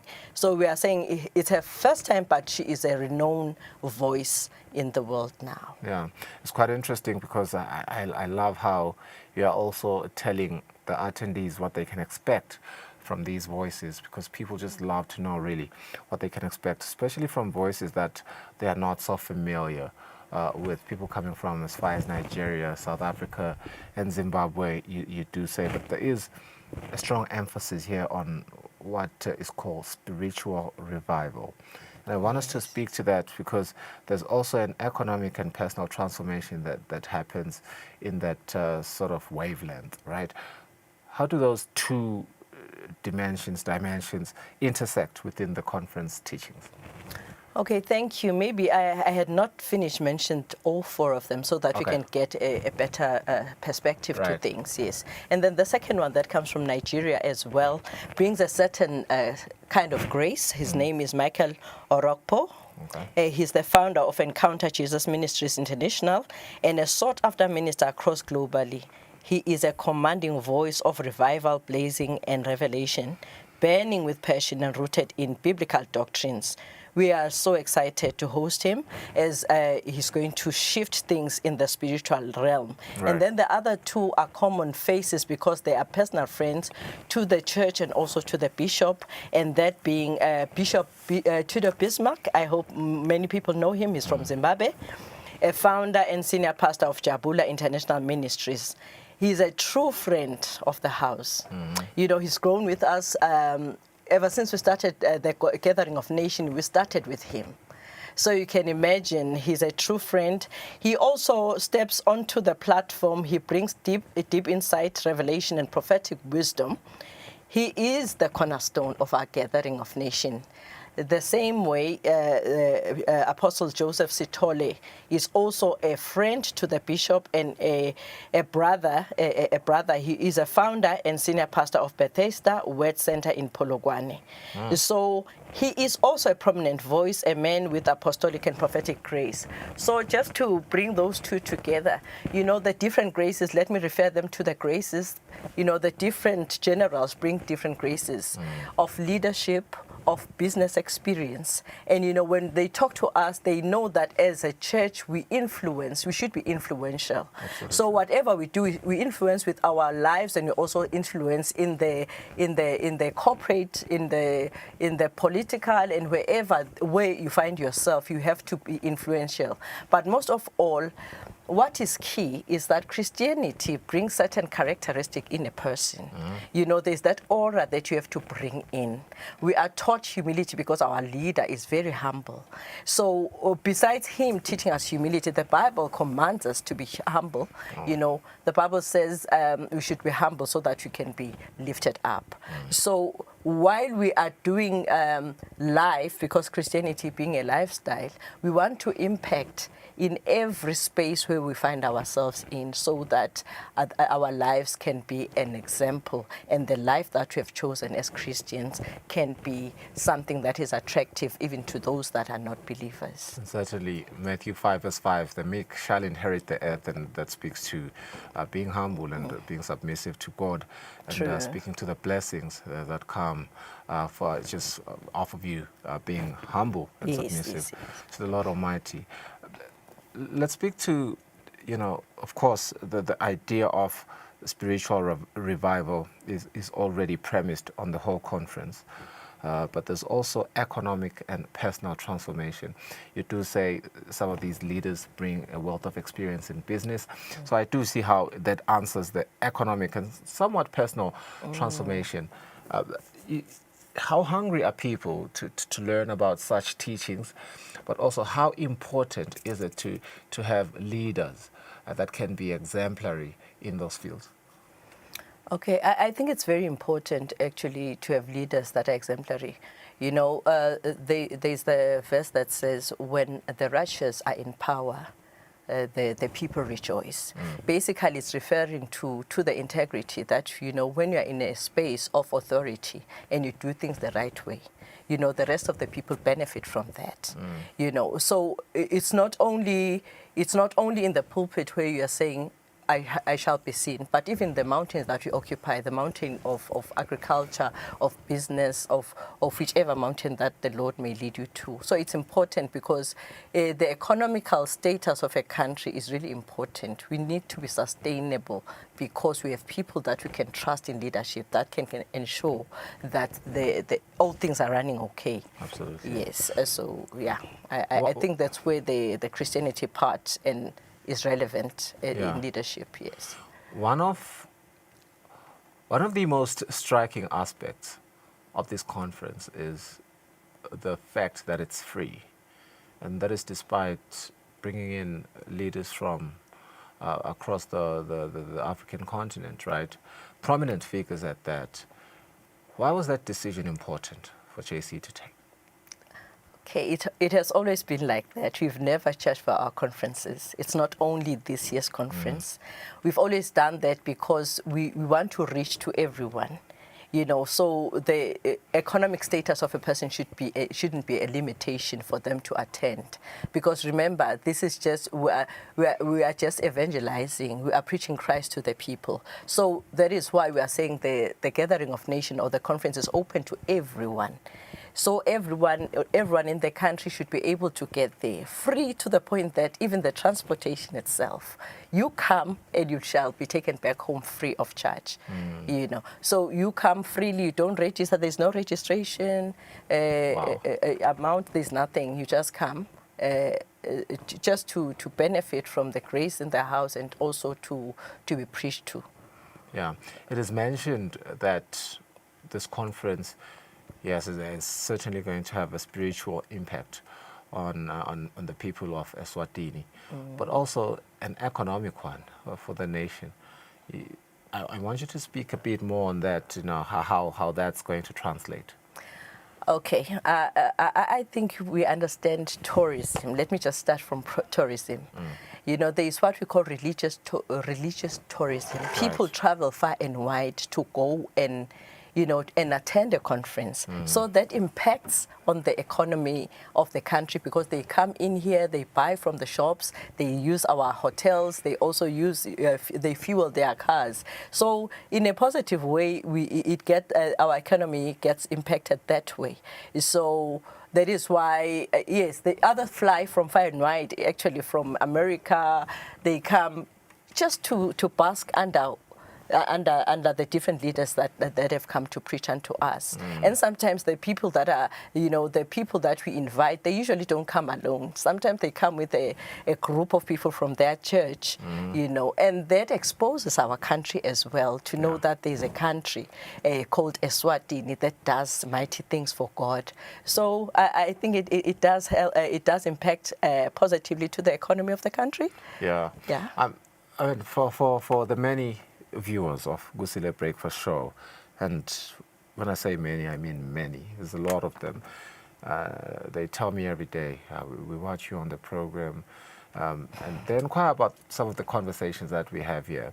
And I can see some of them already who may not necessarily be members of Jesus Calls Worship Center International. Why should they feel that this conference is for them? As you mentioned earlier, that even people who are not part of JC are welcome. Okay. They should feel like it's for them. First of all, church is just church. Church is open to everyone. It's not specifically for members. So we are inviting everyone. The theme, the title of the conference is Gathering of Nations. We cannot bring people from outside the country and neglect our own people in the country. Remember that Jesus Calls Worship Center has got no specific people that come. It is just open. So there shouldn't be any hindrance to anyone from any denomination. You are welcome. It's open to everyone. Earlier on you said we speak in English. We do speak in Siswati, so everyone should be comfortable because there is some form of translation. Everybody feels relevant. They should come and experience God. So there's no hindrance. There are no demarcations. We are saying, come one, come all, old and young, come one, come all. Yeah. This is a time to be in the presence of God. What is important is the impact of the word that shall transform all of us. We are just hungry for God. We are hungry for the word, and we are saying, let's come and dine at the table with the word of God. And I suppose that answer also speaks to inclusivity, because Pastor Jude, we had him was it last year? I believe, we had Pastor Jude last year, did speak to JC being intentional on inclusivity. Do you submit that very same question, answer to the question of inclusivity for someone who hasn't been part of the journey, that, they are just as welcome as someone who's been there for the past 30 years? Yes, Fiso. We are saying come one, come all. When you speak to inclusivity, we are saying disabled, normal, young and old. Just come. This is church. This is church. Church is open to everyone. When we speak Christ, look at our word. The name of the church is Jesus Calls. It's more Jesus calling people. You know, it's Jesus calling people. It doesn't matter your race, your whatever. You just come. Your gender, you come. You know. What is your prayer for someone who is going to enter the JC auditorium? Our prayer is that people should come and get a refreshing in the presence of God. There has to be a shift. Like we are celebrating, honestly, we are looking at where we are coming from and we are saying, Lord, we are looking forward to going with you 30 more years. So it is not about us doing things, but it's about God. So we are looking at people to come and find Jesus, see Jesus, and believe that he can do things regardless. You know, it is by no mistakes that we mention that we are from humble and look where we are. Today, somebody that sees us today would say, this is how they started. No, there is always a humble beginning. Allow the process. Allow the process so that the glory can never come to you, but it can always be given to God. So we are saying to people, if you want to shift, if you want a shift in your life, come to Gathering of Nations. Yeah. Let's speak to the official dates, and I want you to tell the viewers really when the conference is happening, as well as what they can expect really on the day. Okay. We are starting our conference on Monday the 30th. And on Monday we shall be having Apostle Isi from Nigeria. She shall be leading us in prayer. So it's starting at 6 and ending at 9. And the following days from Tuesday, Wednesday, to Thursday, it's also starting at 6, ending at 9. And then on Friday, the Good Friday, then we start in the morning. You know, we start at 9 to 1, and then from 2 to 4, and then 6 to 9. That's Friday. So we've got 3 sessions on Friday. And then Saturday, we are doing the grand celebration of our 30th anniversary. We are starting at 4 p.m., and it will go into the night. And then on Sunday, we've got two sessions. On Sunday, we are starting early in the morning at 9 a.m. until lunchtime. Mrs. Mabongi, thank you so much for your time, and certainly we celebrate with you. 30 years is no small feat, and the grace of the Lord has carried the church thus far, and we are blessed to even witness what is happening this year, and we look forward with it's a lot of grace and a lot of excitement and optimism for the next 30 years, as you said. And something just miraculous and proverbial that is happening, especially in Eswatini. 40 years on the throne. Just a day ago, we had Eswatini Air celebrating exactly yesterday 3 years since their inception. And then now it's 30 years for Jesus Calls Worship Center International. It's just an exciting moment, really. Thanks so much for your time. Thank you. We thank you that Eswatini is just in a time of celebration. Absolutely. Truly, it is a Kairos time for everyone. Thank you for having us again. We leave it at that. The Gathering of Nations Conference 2026. You've heard the dates. You've even heard what is going to be happening. You've heard the times. So if you plan, as Mrs. Mabongi has mentioned, no one is left behind. It is an inclusive conference, and you also do have the time frames. Let's go for an ad break now. We'll be back shortly.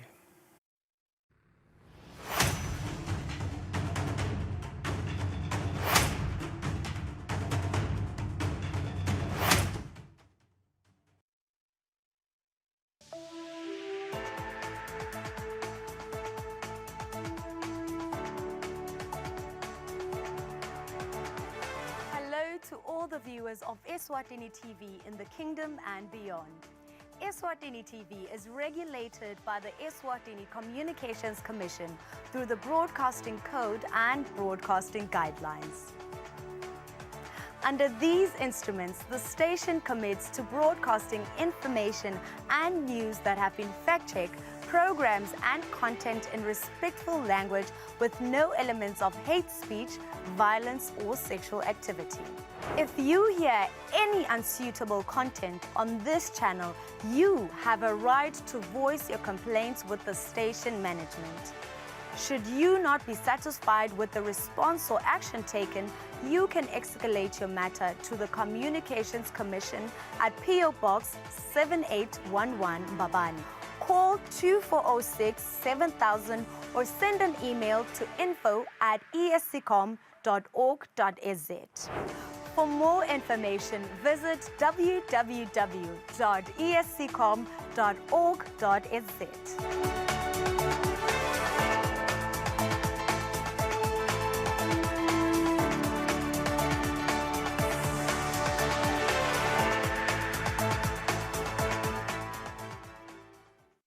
We're standing here in front of the statue commemorating the smallpox eradication campaign, smallpox being the only disease that the world, humanity, has eradicated.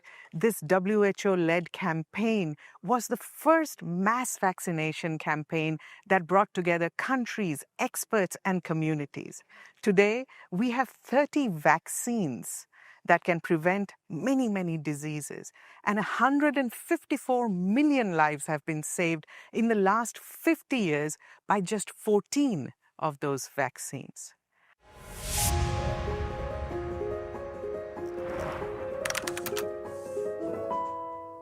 So if you're a new parent, you may have questions about vaccines. We have Dr. Kate O'Brien here with us to answer your questions.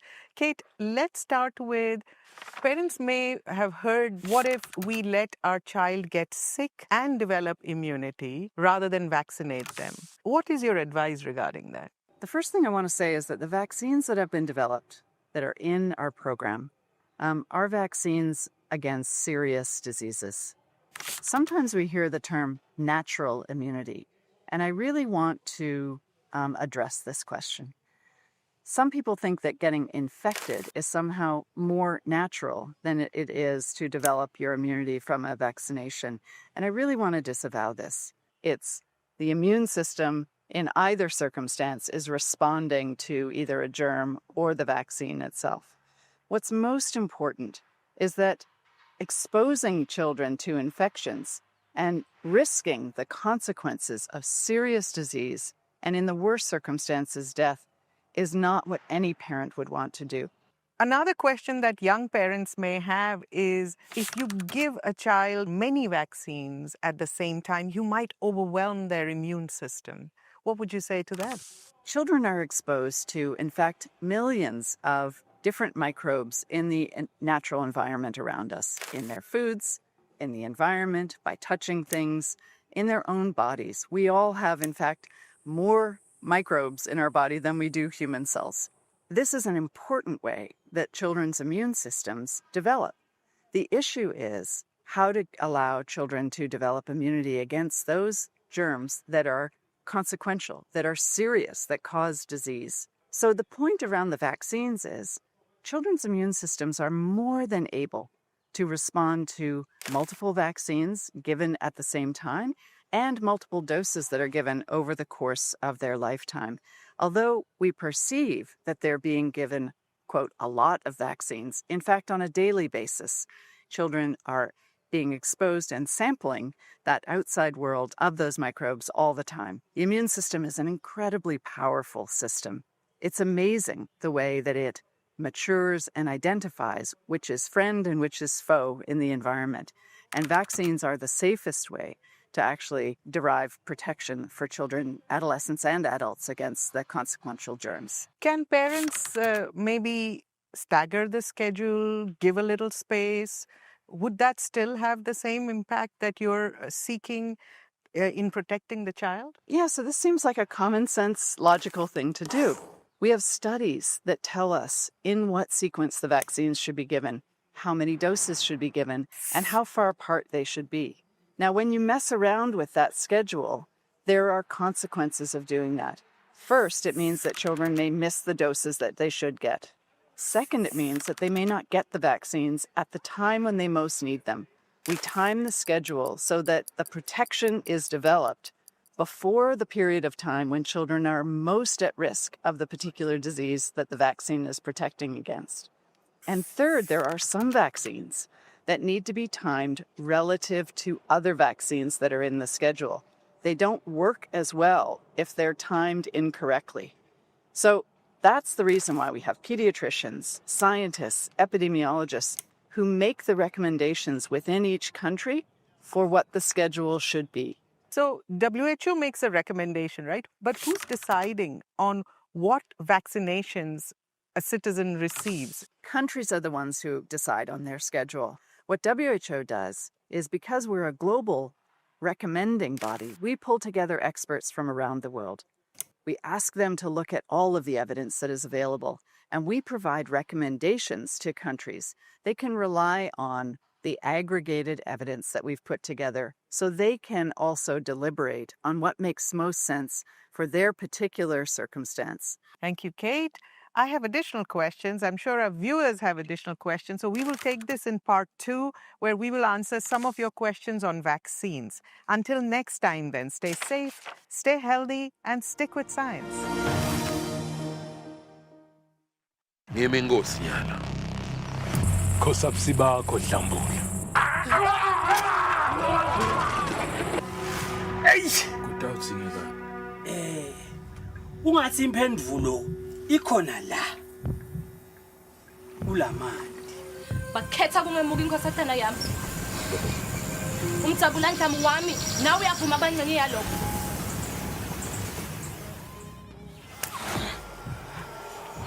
Gadla. Ditsibe. Amaswati. Lokhu ala nyimpi. Ndabanyika.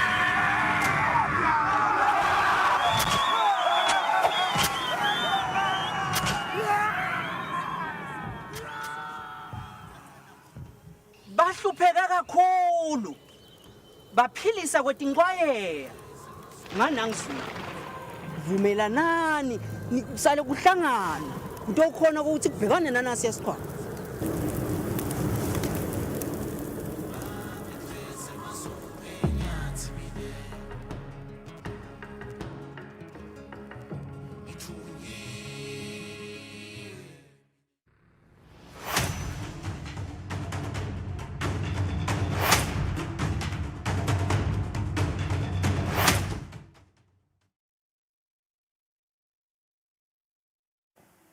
Right, welcome back to the program. We've come to the very end of our program. We hit the home stretch of the hour.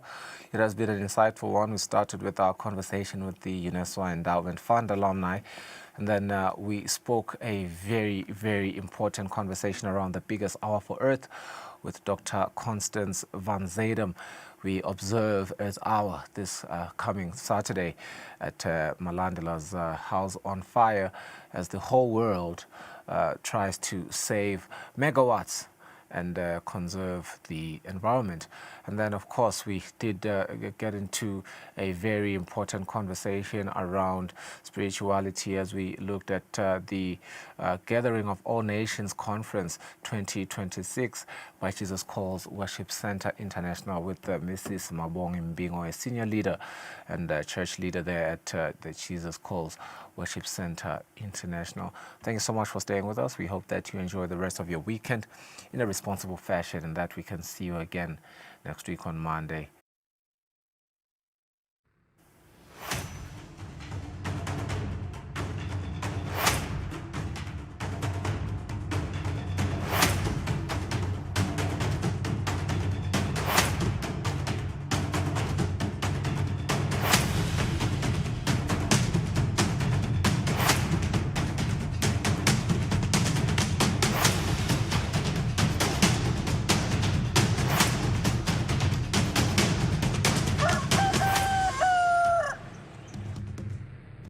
Mswatu ingozi akayithathe akahambe